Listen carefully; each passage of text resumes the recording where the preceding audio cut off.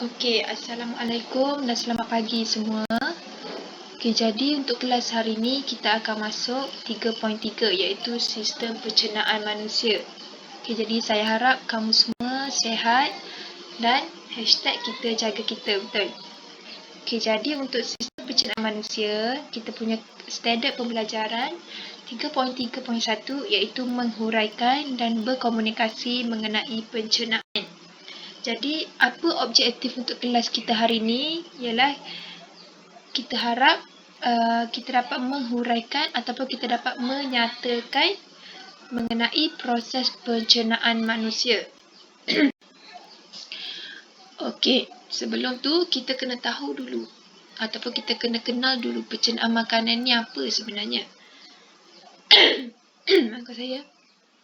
Okey, pencernaan makanan ialah proses penguraian makanan yang kompleks dan besar kepada molekul-molekul yang lebih kecil, lebih ringkas dan juga boleh larut supaya dapat diserap ke dalam sel-sel badan.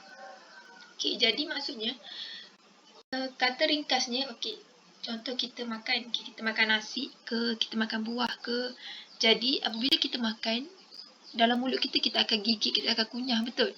Jadi itu adalah salah satu proses penguraian makanan ataupun proses kita pecahkan makanan tu. Takkanlah, okay, contoh takkanlah kita makan, contoh kita makan ayam. Okay, kita makan ayam ataupun kita makan tedikan. Kan dia punya saiz besar, betul? Jadi takkanlah kita nak telan besar-besar macam tu. Jadi mestilah kita kunyah dulu, kita gigit dulu bagi dia kecil dan bagi dia lebih ringkas. Okey. Jadi biasanya okey, jadi pencernaan ni dia terbahagi kepada dua. Okey, kepada dua iaitu yang pertama fizikal, di mana fizikal proses pemecahan makanan yang dimakan kepada cebisan-cebisan kecil di dalam mulut dengan bantuan gigi, lidah dan juga air liur serta melibatkan peristalsis. Okey. Jadi pemecahan makanan ni maksudnya dia tak menggunakan enzim. Okey, dia tak menggunakan bahan bantuan enzim kecuali kita cuma menggunakan gigi kita, lidah kita dan juga air liur kita. Okey, yang kedua, kimia. Kimia adalah proses penguraian makanan daripada molekul-molekul kompleks kepada molekul-molekul ringkas dengan bantuan enzim. Okey, kita tengok balik. Kalau fizikal, kita pemecahan makanan kepada cebisan-cebisan kecil. Manakala untuk kimia, proses penguraian makanan daripada molekul kompleks kepada molekul ringkas. Okey, jadi ini rajah 3.10 menunjukkan perbandingan antara pencernaan fizikal dengan pencernaan kimia. Okey, kita tahu pencernaan fizikal berlaku di dalam mulut sahaja serta tidak melibatkan enzim. Okey, manakala pencernaan kimia berlaku di dalam mulut, di dalam perut, duodenum dan juga usus serta melibatkan bantuan enzim. Jadi, persamaan antara pencernaan fizikal dan juga pencernaan kimia adalah berlaku proses pemecahan makanan serta berlaku di dalam salur pencernaan. Okay. Kita pergi kepada struktur sistem pencernaan manusia. Okay, sistem pencernaan manusia ni maksudnya ada dalam badan kita di mana kita makan pun hari-hari, kita minum pun hari-hari. Jadi maksudnya proses ni berlaku setiap hari dalam badan kita. Cuma kita kena lebih faham dan kita kena lebih tahulah. Okey, jadi apa organ yang terlibat dalam sistem pencernaan manusia? Okey, sebelum tu kita tengok dulu sistem pencernaan manusia terdiri daripada satu tiub yang disebut sebagai salur pencernaan dan beberapa organ lain seperti hati, pundi hempedu dan juga pankreas. Okay, salur pencernaan juga adalah tiub panjang yang bermula dari mulut dan berakhir di dubur. Okay. Berikut merupakan organ yang terlibat. Okay, kita tengok ni adalah mulut. Okay. Mulut. Okay, seterusnya ini merupakan kelenjar liur. Seterusnya dia akan pergi kepada esophagus. Yang panjangnya adalah esophagus. Okay. Seterusnya ini adalah hati. Yang hijau ni adalah pundi hempedu. Okay, yang bentuk kuning ni adalah perut kita. Okay, seterusnya yang kecil ni adalah duodenum. Okay, ini adalah pankreas. Dan yang ni adalah usus besar. Okay, yang dalam ni usus kecil. seterusnya rectum. Okey, ini adalah rectum dan ini adalah dubur kita. Okey. Jadi basically urutan aliran makanan akan bermula daripada mulut, kemudian akan turun kepada esophagus. Daripada esophagus pergi kepada perut. Okey, kepada perut, seterusnya kepada duodenum.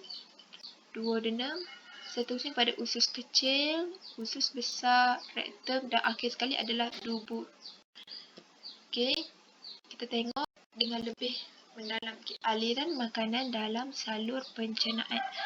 Okay, apa yang akan berlaku apabila makanan melalui setiap organ dalam salur pencernaan? Okay, jadi bila kita makan, sebenarnya apa yang berlaku sebenarnya dalam mulut kita, dalam esophagus kita, dalam perut kita, usus besar kita, usus kecil kita. Okay, dan macam mana sebenarnya boleh terjadinya tinja ataupun najis. Okay. Jadi yang pertama kita pergi kepada mulut dulu. Okey, contoh kita makan. Okay, kita ambil satu situasi kita makan ayam. Okey, kita makan ayam, kita masuk dalam mulut. Jadi bila masuk dalam mulut, makanan akan dikunyah oleh gigi. Sebab kita nak pecahkan makanan tersebut yang bersaiz besar kepada bersaiz kecil. Jadi kita kunyah, kita gigit, okay, dia dah jadi kecil. Seterusnya, cebisa makanan tadi akan dilembutkan oleh air liur. Okay, untuk proses mudah diserap. Okay. Dan seterusnya, amylase liur dalam air liur akan menguraikan kanji kepada maltosa. Okay, kita ingat amylase menguraikan kanji kepada maltosa. Okay, seterusnya, esophagus. Okay, yang panjang ni adalah esophagus. Okay, daripada mulut dia akan masuk kepada esophagus. Okay, dekat esophagus ni apa yang berlaku? Jadi makanan tadi yang kita dah kunyah, yang kita dah lembutkan tadi akan memasuki esophagus, disebut sebagai bolus. Okay, makanan yang memasuki esophagus disebut sebagai bolus. Seterusnya akan berlaku proses peristalsis. Mana proses peristalsis pada di esophagus akan menolak bolus, iaitu makanan tadi, untuk masuk ke dalam perut. Okey, untuk masuk ke dalam perut. Okey, seterusnya selepas esophagus, makanan tadi masuk dalam perut. Jadi dekat dalam perut kita apa yang berlaku? Jadi kita tahu dinding perut akan merembeskan protease dan juga asid hidroklorik. Okey, ingat dalam perut dinding perut akan merembeskan protease dan juga asid hidroklorik.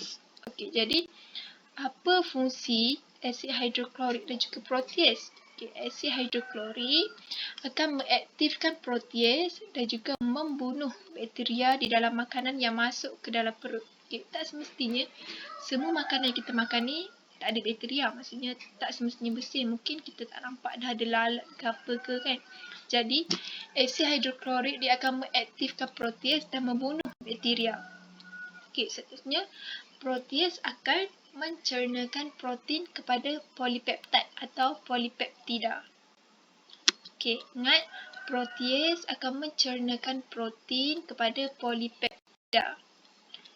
Okey, seterusnya makanan yang menjadi separa cecair akan disebut sebagai KIM. Maksudnya lepas asid hidroklorik diaktifkan protease and then dah bunuh bakteria, seterusnya protease dia akan mencernakan protein kepada polipeptid. Jadi makanan yang menjadi separa cecair akan disebut sebagai KIM. Okey, KIM. Ini adalah yang berlaku dekat perut. Okey, lepas perut dia pergi ke mana? Dia pergi kepada duodenum. Okey, ini adalah duodenum. Jadi dekat duodenum ni makanan akan memasuki bahagian pertama usus kecil iaitu duodenum. Okey, ini adalah duodenum.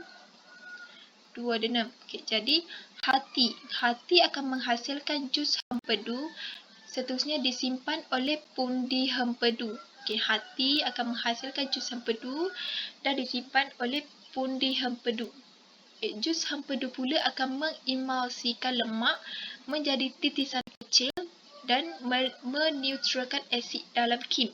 KIM tadi adalah makanan, di mana makanan yang telah menjadi separa cecair.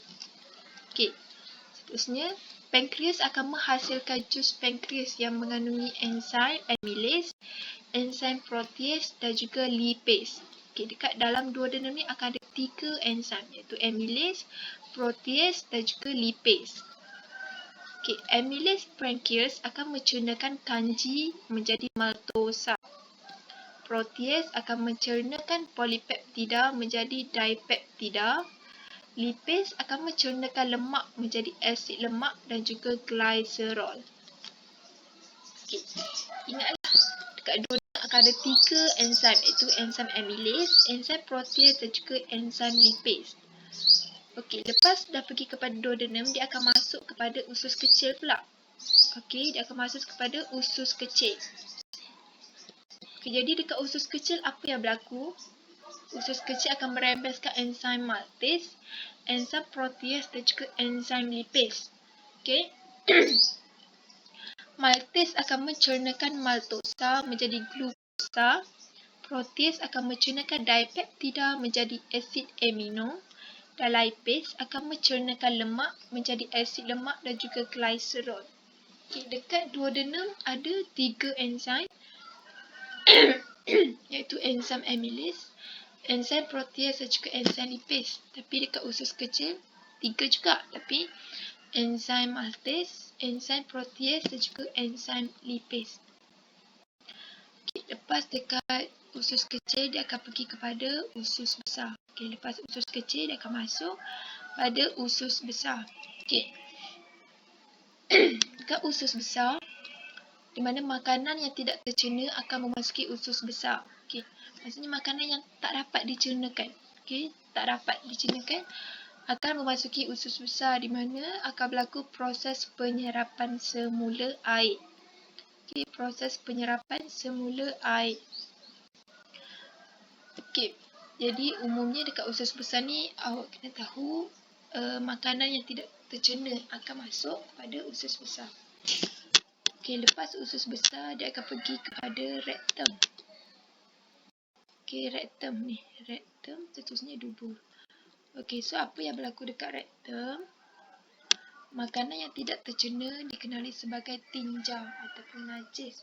Seterusnya dia akan memasuki rektum dan tersimpan sementara. Maksudnya rektum ni adalah tempat simpanan sementara tinja. Okey, tempat simpanan sementara tinja. Seterusnya dia akan pergi kepada dubur.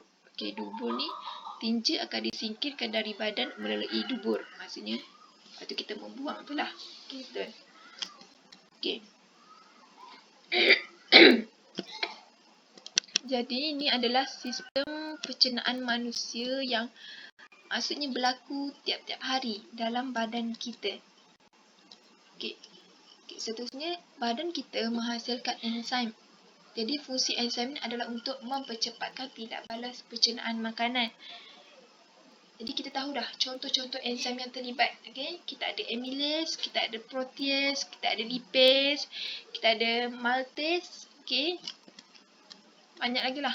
Okey, jadi tadi pun kita dah tahu proses, maksudnya function untuk setiap enzim ni akan tukar apa kepada apa. Jadi ini adalah contoh tindakan enzim pencernaan. Okey, itu enzim amylase. Enzim amylase akan dirembeskan oleh kelenjar liur dan juga pankreas, di mana dia akan mencernakan kanji kepada maltosa. Okay, yang kedua, maltase akan dirembeskan oleh usus kecil, iaitu mencernakan maltosa kepada glukos. Okay, protease akan menukarkan protein kepada polipeptide, di mana dirembeskan oleh perut. Okay, kita ada protease juga dirembeskan oleh pankreas, akan mencernakan polipeptida kepada dipeptida. Okay. Protease dirembeskan oleh usus kecil, dia akan menukarkan dipeptida kepada asid amino. Okey, dan seterusnya lipase, di mana dirembeskan oleh pankreas dan usus kecil, akan mencernakan lemak kepada asid lemak juga glycerol. Okey, ni untuk aktiviti 37 ni adalah bukan eksperimen tapi aktiviti lah. Kita tak boleh nak buat lagi.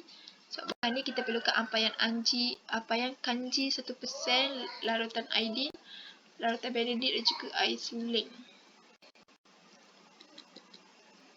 Okey, ni adalah latihan formatif 3.3. Okay, jadi untuk latihan, kamu semua boleh salin atau boleh buat latihan formatif 3.3 ni dan juga nota. Okey. nota salin daripada muka surat kita mula-mula start tadi sampai muka surat 64. Sebab 65 ni untuk eksperimen sampai 64 sampai tindakan enzim pencernaan. Okey.